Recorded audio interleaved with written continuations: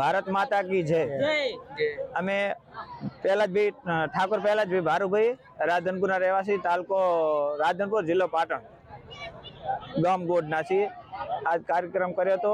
જે પણ અમારે સમાજના વડીલો છે અને અધિકારીઓ જે પણ આવ્યા એમનો ખૂબ આભાર વ્યક્ત ગણીએ છીએ અને મોદી સાહેબનો પણ ખૂબ ખૂબ આભાર છે। અમે જે ભારત દેશમાં આવ્યા, પાક નાગરિકો ત્યાંથી આવ્યા પછી અમને ખૂબ આનંદ છે રહેવામાં અને આઝાદી પણ છે। અને જે ત્યાં પણ અત્યારે બહુ ત્રાસ માણસોમાં છે તે આવવા માગે છે ભારતમાં, એમને અમે સરકારને વિનંતી કરી છે કે એમને વિઝા અને ગુજરાત પાટણ જિલ્લામાં વિઝા આપે અને ત્યાં અમારી સમાજ જે રાધનપુર જિલ્લો છે ત્યાં અમે પાકિસ્તાન સિંધ બિરાજ ટંડોલિયા જિલ્લામાં આવેલ છીએ અને અહીંયા અમારા હજી પાછળ કુટુંબના છે, બેન દીકરીઓ છે, આવા માગે છે। ગુજરાતની અંદરમાં સરકારને નિવેદન વિનંતી છે કે એમને વિઝા આપે અને આયા પછી આધાર કાર્ડ અને થોડુંક રહેવાની સુવિધા આપે। જે અહીં અમારે પહેલા જે 2014 પહેલા આવેલ છે, બેન દીકરી ભણ્યું છે, ખૂબ આઝાદી છે અને આ દેશમાં આવવામાં અમને ખૂબ સરસ રહેવામાં અને જીવન જીવવામાં ખૂબ મજા આવે। અને બીજી વાત તો અમારે અહીંયા ધર્મનું અને ખૂબ જાણવા મળ્યું છે, ત્યાં ઓછું હતું। અહીંયા અમને બધી ખબર પડી છે કે સનાતન શું વસ્તુ છે, શું ચીજ છે।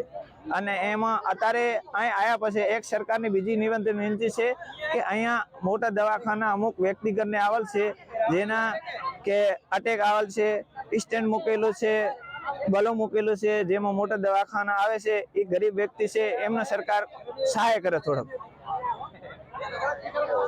ભારત માતાનો ખૂબ ખૂબ આભાર, મોદી સાહેબનો ખૂબ ખૂબ આભાર, કાર્ય કર્યો છે અને એમ જે આવે ભગત સંતો છે અને કાર્યકર્તાઓ છે એમનો આભાર કરતો। તમે કયા દેશના હતા અને કયા દેશમાં આવ્યા? અમે આજનો જે કાર્યક્રમ હતો એ પણ શું હતો? અમે અસલ પાક નાગરિક છીએ, પાકિસ્તાનના નાગરિક છીએ અને અમે અહીંયાથી દુઃખી થઈને આવ્યા છીએ।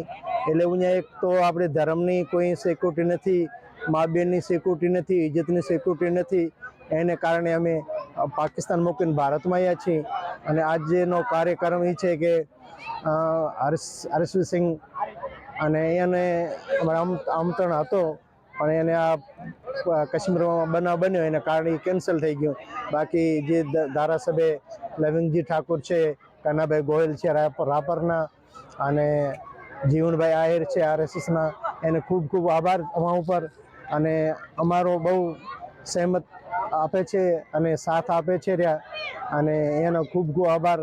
અને આજમાં કોઈ બી એમાંથી સેવા ના થઈ હોય તો આજનો જે કાર્યક્રમ હતો શેના અનુસંધાને હતો? એટલે એ પાક નાગરિક માટે હતો। જે માણસો 2014માં આવ્યા એને સર્ટિફિકેટ આપી દીધું અને આ બન્યો એને માટે ના આવ્યા, સર્ટિફિકેટ ના લાયા। અને બાકી 5+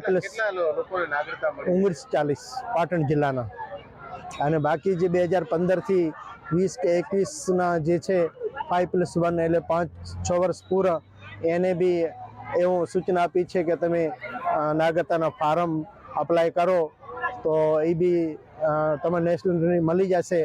અને એને આભાર અમાને એટલો આપી કહી ગયા છે। ભારત માતા કી જય। તમે કયા દેશમાંથી આવ્યા અને શું નામ તમારું? મારું નામ રૂપી નામ છે અને ટંડાલિયારમાંથી આવ્યા છીએ। અત્યારે હાલ અહીંયા ક્યાં છે? અત્યારે તો આ ગોઠીમાંથી છીએ, ગોઠી ગુજરાતમાં, ભારતમાં છીએ। એ ભારતમાં તમને હાલ કેવું સારું છે ને પાકિસ્તાનમાં શું તકલીફ છે? અમારે પાકિસ્તાનમાં તકલીફ, ભારતમાં સારું છે અમારે। તો એ પાકિસ્તાનમાંથી ભારતમાં કેમ આવવું પડ્યું? આવતા રે ને ભારતમાં સારું, આપણો દેશ હતો ને, અહીંયા તો અમને સધ્યનો ત્રાસ હતો તેમાં અમે આવતા રહ્યા। કેવો ત્રાસ હતો? અમે ત્યાં બહાર ન નીકળી શકતા, અમે બેન દીકરી બહાર ન નીકળી બે ચાય। અહીંયા મને સારું લાગે, અહીં તો અમે ફરતા આવીએ તો અમારે કઈ નહીં, કઈ ને ત્યાં જાતા નહીં તો અમને કઈ નહીં। બેન દીકરી અહીંયા મને ભણાયાનું સારું લાગે। અહીંયા મને બેન દીકરી ભણવા નતા આવી તો છોકરા ભણવા નથી અમને બીક લાગતી।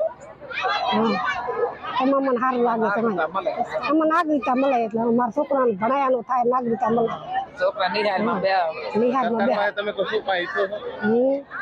સરકાર પાસે કઈ ઈચ્છો ખરા તમે?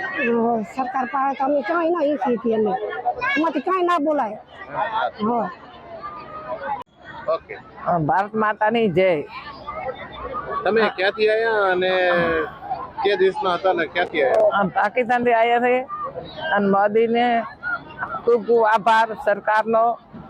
અને અમારે નાગરિકતા મળે, અમારા પરિવારને ભણ્યાનો મારે મળે. હાલ તમે ક્યાં છો, કયા દેશમાં છો? હાલ અમે ગુજરાત. અહીંયા તમને કેવું છે? અમારે સારું છે, બહુ સારું છે. અમે આપણો દેશ છે, આપણે આવ્યા છીએ, હિન્દુ ભારત છે. પાકિસ્તાનમાં આયા અને આયા ભારતમાં તમને અત્યારે હાલ તફાવત કેવો લાગે? ના, સારો લાગ્યો, બહુ સારું છે મને. સરસ છે. અમારા છોકરાને બધાને ભણાયાનો છે. અમારે નાગરિકતા મળે અને આયા અહીંયાને આમ જે આયા મોટા વડીલ અહીંયાના અમે આભાર. અહીંયાનો આભાર. પાકિસ્તાનમાં શું તકલીફ હતી ને અહીંયા તમારે શું ફાયદા છે? કશો તકલીફ નથી. ધરતી માતા જન્મભૂમિ હતી, ભૂમિ હતી, પણ શું આપણે આપણા દેશ છે, આપણા દેશમાં આવ્યા હવે બધા એ દેશ.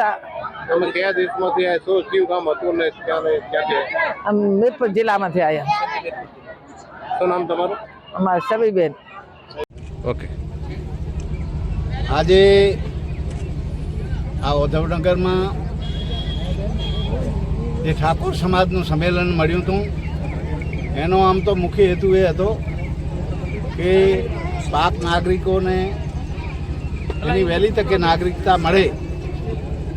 એમાં આદરણીય હર્ષભાઈ સંઘવી પધારવાના હતા, પણ જ્યારે આ કાશ્મીરનો આ બનાવ બન્યો એટલે આ પ્રોગ્રામ મોકવી હતો, પણ ઠાકોર સમાજના તૈયારી થઈ ગઈ એટલે એના અનુસંધાને ચાલુ રાખ્યો.